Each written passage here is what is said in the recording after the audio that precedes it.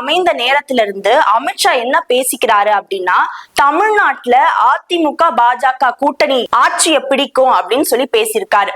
இந்த கூட்டணி ஆட்சின்னு பேசுறதே அதிமுகல இருக்கிற முக்கிய நிர்வாகிகளுக்கு பிடிக்கல அப்படின்னு பேசப்படுது.